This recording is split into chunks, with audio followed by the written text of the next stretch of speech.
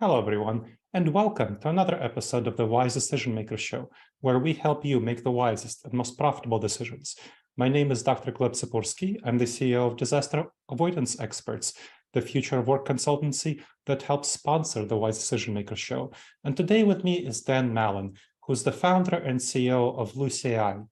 And we'll talk about Lucy AI in a little bit. But first, Dan, I want to ask you, why do you think hybrid workers still have some challenges in their productivity, or at least why do leaders perceive them to have some challenges in their productivity? Hybrid workers, remote workers, basically people who are spending part or their full time working from home.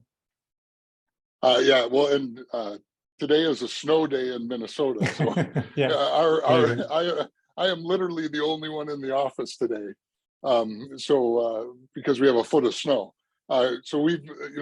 The truth is we've been doing hybrid work for a long time in different scenarios, and obviously COVID has changed the world, and here we are with a new normal of, hey, we're all going to have days in the office, days out of the office, and how do we optimize our capabilities to work? And there's so many interactions that happen with people that are important to get the job done, whatever the job may be. So if you're working in customer success and you need to talk to other people, if you're in all of the various ways that we have to communicate with each other to confirm knowledge, to find knowledge, and in some ways that can be a challenge in an office too, especially if you're in a field office or remote office, or we always talk about hybrid, but we don't really discuss the fact that, well, not all offices were created equal. There's the headquarters employees and the other employees too, right? And in some ways, other employees were always in a different form of a hybrid office, right? They had capabilities. They were on the network. They were secure. So they had advantages, but they still didn't necessarily have access to all of the information, knowledge, and things that they might require to be able to do that. The biggest thing that we kind of always are worried about is just how much time people spend trying to find stuff out, information, gain access, how to do something, where this is, who knows this. And companies used to always have this model of I was the subject matter expert. I am the knowledge expert, and therefore knowledge is power, and you need me. And so this transformation is also about how do we get to a sharing knowledge is more powerful. Having access to knowledge saves everybody time.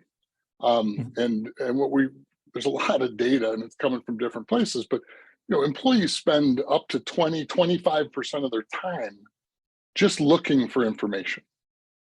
And so if you think about how much, how much time, a quarter of your time, and that's just spent looking for information. And then in the worst case, you actually spend more time looking information and you bother others to find information. So we have this rippling effect of I'm looking for something. And so some people may go to systems, they may go to SharePoint, they may go to file servers, they may go to file cabinets, binders, wherever that information may be. And then the other thing they do is they get on Slack or Teams and they say, hey, these 20 people, can you help me find this? And next thing you know, you have 20 people looking, or 21 people looking for information instead of just one. Now, in the office, you have this ability to bump into that knowledge person and just say, hey, do you know where this is? And they go, oh yeah, it's right here. We can find that. But when you're remote, you don't have any capability of doing that. When you're onboarded as a remote employee, or outside the office, and they say, hey, yeah, just check on SharePoint. Well, that's not really a great mechanism for learning and onboarding. And we just know that process also is fraught with, here's most of the information you might need, and then you drop or lose most of that anyway. So literally you might get 50 or 75% of the information, but over the first 90 days, you're going to lose at least 70, 80% of that knowledge anyway. So we need better mechanisms to help people be able to get to the answers inside their organizations, find information, find that person who's the subject matter expert, if and when that's required, and then have access and knowledge available to all employees kind of ubiquitously, instead of you got to go to that person in the corner who knows the answer to that question. Now, I help 21 organizations transition to figuring out their hybrid and remote work arrangements. And one of the big benefits that I hear from employees about hybrid and remote work is that they can really actually focus on their work, and they're not interrupted by people coming to them and asking questions. And that is an incredible boost for productivity, that they can really focus on their work, that they're not interrupted. And so that seems like a gain in productivity for people, where they are able to actually focus on getting their job done, and they're not nearly as distracted.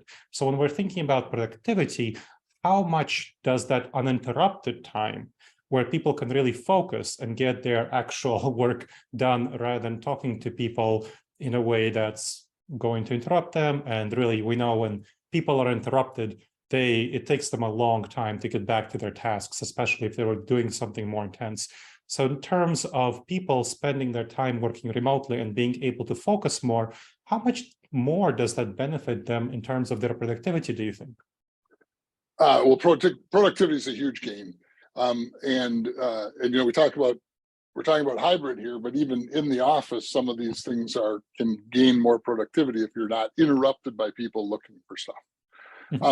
And again, there's a healthy balance of social interactions, and the reason hybrid's probably better in the long run than just remote or just in the office is you gain that heads down work time. And years ago, if I had to write a document, I wouldn't go into the office to write a document, right? You'd stay home, you'd go to a library, you'd go to a quiet space to actually do that kind of work. And so we need to encourage people to make the best choices based on what the tasks of the day are, and all those things. Obviously, if you have a schedule, 2 days in, 3 days in, whatever that looks like,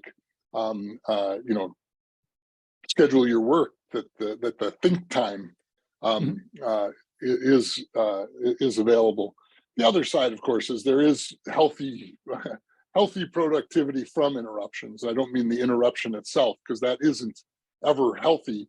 But when somebody is lost and can't get their job done, if we don't create mechanisms to help them do that, we have a different productivity problem, right? So it might be not my personal productivity, but the overall gains of the organization. And then there's an element of we also have to remember that we are corporate cultures, and if everything is remote, it's really hard to build culture. It's really hard to have the allegiance of your employees to be part of your organization and remain faithful and devoted to your organization if it just looks like their home office. So there's things that we do. We do things in remote ways, but we also want to encourage camaraderie, teamwork, and other things that is the balance to that productivity gain. But there's an awful lot in and you're obviously well studied in this. Hybrid work is not just about where you are and what you're doing. And again, organizations have to reach into our employees' homes. And I'll give you an example. And this is literally today. I told you it's a snow day. Yeah. And we have on Wednesday afternoons, we usually have beer 30 in the office, right? Where we have we all meet socially and have a beer. So on their own, somebody in our chat environment put up, hey, everyone take a picture of your refrigerator and send it to me, and then we'll have a game of whose refrigerator is whose today during our remote beer 30. So you got to supply your own beer, but we're going to play a game out of just the fact that we're all remote today. And so of course I sent a picture of the office fridge because I'm in the office, so everybody will recognize it. Right. And that's, I think, really important that you're pointing that out. Of the 21 organizations that I helped figure out the future of work, 20 of them chose a hybrid work arrangement. And that's what I encourage for most organizations. The one that chose a home first arrangement is a research institute where most people do their work really independently as researchers. So they require much less collaboration with each other. Now, in terms of hybrid work and remote work, you can still figure out mechanisms, kind of what I talk about as not using office-centric methods of collaboration for hybrid work and remote work, not trying to shoehorn office-centric methods and approaches into hybrid work and remote work. So for example, one of the things that I definitely have my clients do is what I call remote co-working, where people dial into a video conference call, much like this one, for about an hour every day that they're not working in the office, and then they work on their individual tasks.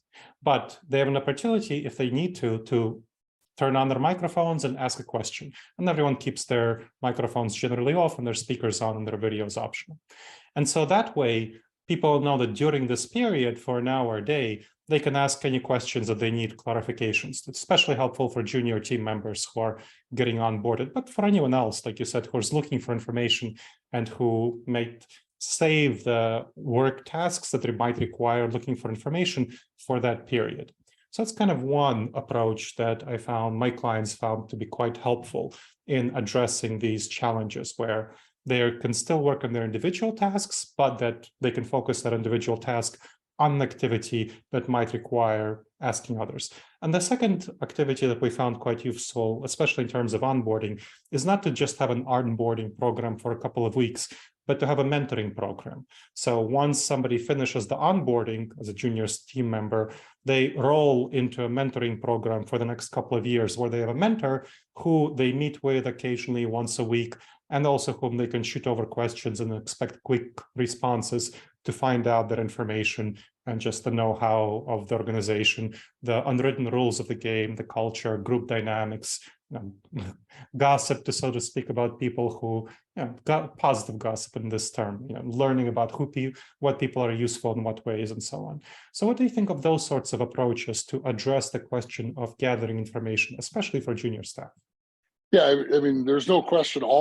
Everything you mentioned is good, fantastic, right? You want to enable that, and that employee onboarding, as you said, and we have a mentorship program. It wasn't designed around hybrid; it already existed, right? Mm. So you have a buddy more than I don't know what we use the buddy concept, not a mentor, because they're not necessarily senior. It's just you have a buddy in the system. You can always ask a question, where, what, how to, and we'll call it a permanent buddy. But all of a sudden, a year or so later, you're a buddy for somebody else. So hopefully you've caught on. I mean, one of the biggest things, and again, these think about companies and the volumes of data that they have, and so it's one thing to say, here are the standard operating procedures, here's how to do these following things. And so as you learn your job, you get pretty good at some of those things. But there was somebody else who was in your job before you left, and they were promoted, they went somewhere else, whatever that was. And so all of the documents that they created are doing their job about each client, about whatever they're doing, whatever that research is, whatever the processes that you work in, all of those documents are still stored on the file server. And what happens is, usually you're said, hey, here's that folder, or here's all of the documents we've all put into the SharePoint. And so one of the gaps that exists in almost all companies today is having real world access to leverage that knowledge, which is quite a bit different than having access to it, right? I have access to all kinds of things inside companies, and if you just think about a Fortune 1000 company and how many PDFs and PowerPoints they create every day, right? Because they're creating tens of thousands of documents a day, literally, yet nobody ever uses them again in most situations. When I say that, they create a PowerPoint, they present it, and then they store it for whatever their 7 years on a file server. but the likelihood after 90 days that gets opened up ever again is like 98% likely never to be used again. Mhm. And it's all that knowledge that we spend a lot of time thinking about. How do we access that? How do we make that attainable? How do we use that knowledge, information to get quick answers to those questions, as opposed to recreating it, re-researching it, or disturbing others to find it, which is different than how do I assign a new user ID in the system? Well, if that's part of my job, I ask somebody, I learn how to do it, I then do it every day, and it's no big deal. It's the esoteric, that we, the out of norm kind of questions that already have answers in companies, and nobody knows how, or very few people know the answer or how to do it, or the knowledge might have left with the person, and the only artifact that exists in the organization is, hey, here are the 1,000 documents I created last year. I definitely identify an important pain point that the methods I talk about don't fully solve. So tell me a little bit more about how Lucy AI helps address that pain point. Well, I mean, it's actually kind of really a unique model. So Lucy just becomes a user in your environment.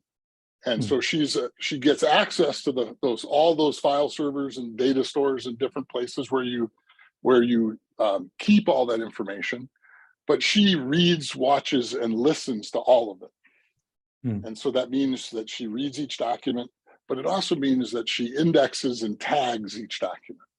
And if we use PowerPoints as an example, because it's a very simple example, there's a deck and it's got 100 slides in it. And most people tag that deck with a bunch of information, and you might be able to find it, and then you have to look through the 100 slides to get the answer. What Lucy does is she tags each slide. So slide 12 and slide 13 are tagged differently. And then if you ask a question, she brings back the answer, which might be slide 13 or slide 69. You get instant access to the answer, not have to read through 20 documents. You get 10 references to from various sources in different places. And then Lucy also writes a synopsis of all of those answers in text, so you can read that. You can ask questions of her in chat, Slack, Teams, wherever you are, at Lucy mention, and she brings back the answer in the text from, again, that huge, millions of documents repository across SharePoint, Teams, Office 365, Salesforce, wherever you might store all that content. Okay. So I can definitely imagine how some of my clients might find that useful. Is there anything else that folks should know about Lucy, how it operates? I imagine you have an AI-powered backend. It's kind of, for people who know, it's kind of like ChatGPT scanned the whole internet and is bringing it back. You're essentially doing that on a constant basis for a company's files. Am I understanding how the backend operates correctly? Yeah, well, exactly. We don't have to crawl websites like Google or the other, or Bing or the others do. And that's how, and ChatGPT, I mean, really cool stuff, right? Yeah, it's awesome. And actually that's very similar. We're doing that in Lucy already. Our Synopsis product does exactly that. But yeah, it's all your internal documents. It's also licensed and third-party data that you also own. And then the third thing that Lucy does is she gains access to systems like Tableau or Power BI or other third-party or internal systems. We don't go into the data. She just can bring back the dashboards. So if there's a dashboard that has the data, you can gain access to the dashboard. If you buy or license data, you can gain access to that. But it's one natural language query. So exactly how I've talked to you or another coworker, I can ask Lucy the same kind of question. And then Lucy brings back, again, let's say 10 different answers from 10 different places. But she also writes a synopsis, like the GTP example. So she writes a synopsis from all of the answers, the relevant answers. So it's really, really focused in on getting answers, faster decisions, better decisions, because I have instant access. I can do it in a conference room. Again, I can do it from my phone, in the chat, wherever I might be, and get an answer to the question I have.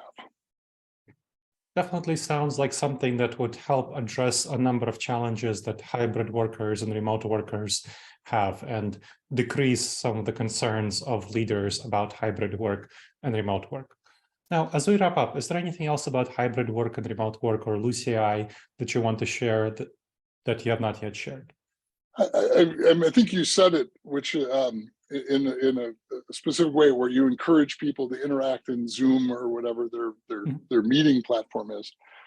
There's some great technology. The one thing I found is in the hybrid model, where some people are in a conference room and some people are remote.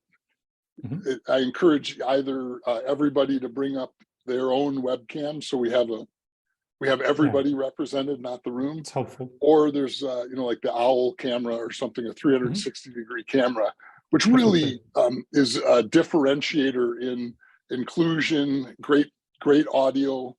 I know you had the CEO of Logitech on, and here I'm using a Logitech camera.